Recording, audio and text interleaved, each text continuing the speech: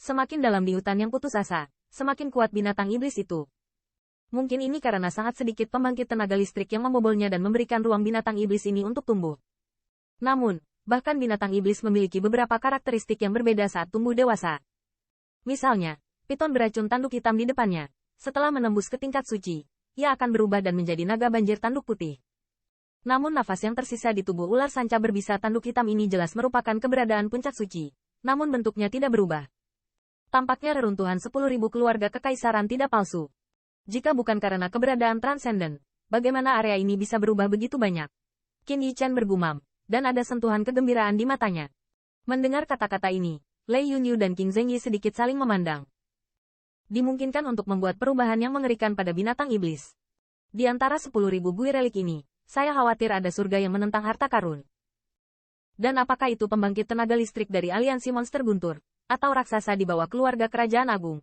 Mereka tidak akan membiarkan pihak lain mendapatkan hal-hal yang dapat memengaruhi situasi konfrontasi mereka. Begitu ada harta karun seperti itu, saya khawatir angin busuk dan hujan berdarah juga akan terjadi di sini. Pada titik ini, fluktuasi sengit di depan akhirnya perlahan tenang. Jelas, masalah yang menyusahkan itu telah dipecahkan. Orang-orang Qin Yichan III juga terus mengikuti pembangkit tenaga listrik di depan mereka. Dan di sepanjang jalan, mayat yang tak terhitung jumlahnya dari masing-masing binatang iblis tingkat raksasa tidak ada habisnya. Saat ini, di pembangkit tenaga sebelumnya, kecepatannya tiba-tiba meningkat. Jelas, mereka seperti Qin Yichan, dan mereka menyadari ada sesuatu yang salah. Dalam menebak di sini, itu mungkin benar-benar reruntuhan 10.000 keluarga kekaisaran. Kekuatan para raksasa pik itu tidak ragu-ragu untuk mengekspos mereka, tetapi mereka bergegas ke reruntuhan secepat mungkin untuk menghadapi kesempatan yang akan direbut oleh pihak lain. Terburu-buru, lebih dari setengah hari telah berlalu, dan akhirnya, Qin Yichan, mereka merasa bahwa nafas di depan tiba-tiba menghilang. Pergi.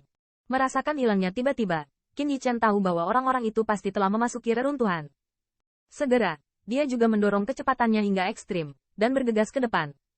Di belakangnya, Lei Yunyu mengikuti tanpa sepatah kata pun. Qing Zhengyi juga menggelengkan kepalanya tanpa daya. Sampai sekarang, dia tidak bisa menghentikan Qin Yichan pergi ke air berlumpur ini. Satu-satunya hal yang bisa dia lakukan sekarang adalah melindungi orang ini sebanyak mungkin. Itu hanya upaya setengah jam. Kecepatan Qin Yichan perlahan melambat. Matanya menatap jauh. Di kejauhan, hutan tampak seperti patahan, pemandangan tak berujung, dan situs yang penuh dengan aura kuno. Akhirnya muncul di hadapannya. Mata Lei Yunyu dan Qing Zhengyi mengalihkan pandangan. Tiba-tiba, wajah mereka dipenuhi dengan kejutan. Sisa-sisa kuno jauh yang muncul di depan mereka ternyata sangat besar. Sekilas, berbagai bangunan megah berjejer di kota dan mencapai ujung garis pandang.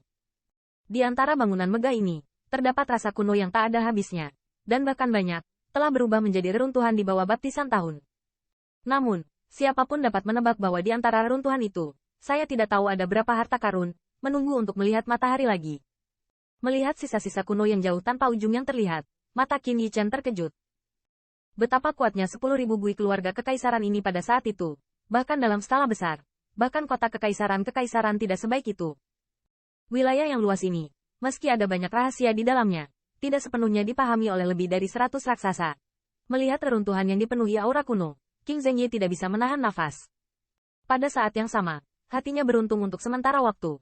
Tampaknya mereka hanya perlu berhati-hati, tetapi masih mungkin untuk menghindari pembangkit tenaga listrik di bawah keluarga kekaisaran. Terlebih lagi, dengan peninggalan yang begitu besar, pembangkit tenaga listrik di kedua sisi tidak selalu dapat berkumpul bersama. Dan mereka pasti akan berpisah untuk menemukan harta karun itu. Qin Yichan juga sedikit mengangguk. Jika Anda ingin memotong medan yang begitu luas, waktu yang dibutuhkan tidak akan singkat.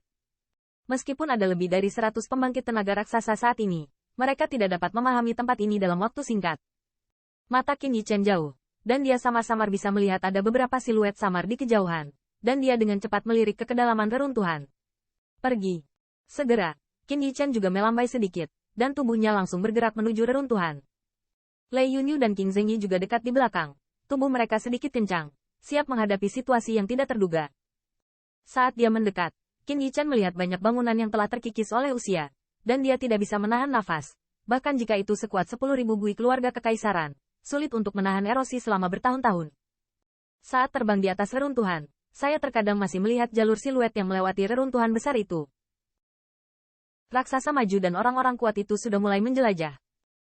Namun, Qin Yichan tidak berhenti di situ. Dia perlahan terbang di atas reruntuhan.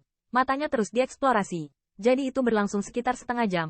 Tubuhnya tiba-tiba mandek. Matanya tiba-tiba melihat ke arah tempat yang jauh. Di sana, ada puncak gunung yang luar biasa megah. Di atas puncak, awan berlama-lama. Melalui awan dan kabut itu, Anda bisa melihat samar-samar. Di antara mereka ada banyak bangunan khusus. Skalanya seperti gaya puncak. Selain itu, ketika tatapan Qin Yichen ada di sana, dia samar-samar merasa bahwa tubuh kekuatan roh di laut kesadarannya sedikit berdetak. Meskipun fluktuasinya sangat lemah, Qin Yichen sangat menyadarinya. Sepertinya ada hal-hal bagus di sana. Mata Qin Yichen memancarkan seberkas kegembiraan, dan segera setelah bergerak, dia menyapu dengan cepat menuju gunung yang menjulang tinggi. Qin teman kecil, hati-hati. Melihat ini, King Zengyi buru-buru memperingatkan berulang kali, dan dia bisa melihat ada banyak siluet melewati gunung yang ditunjuk oleh Qin Yichen. Jelas, bukan hanya Qin Yichen yang menemukan hal yang tidak biasa di sini. Pembangkit tenaga dari Thunder Monster Alliance dan yang mulia keluarga kekaisaran juga tertarik padanya. Yang paling penting adalah bahwa King Zengyi tidak tahu apakah ada beberapa raksasa puncak dari keluarga besar kerajaan jahat besar. Jika mereka bertemu dengan raksasa puncak Xieyun, akan sulit bagi mereka untuk kabur. Namun, Qin Yichen sepertinya tidak mendengar pengingatnya, dan dia sudah terbang dengan cepat menuju gunung.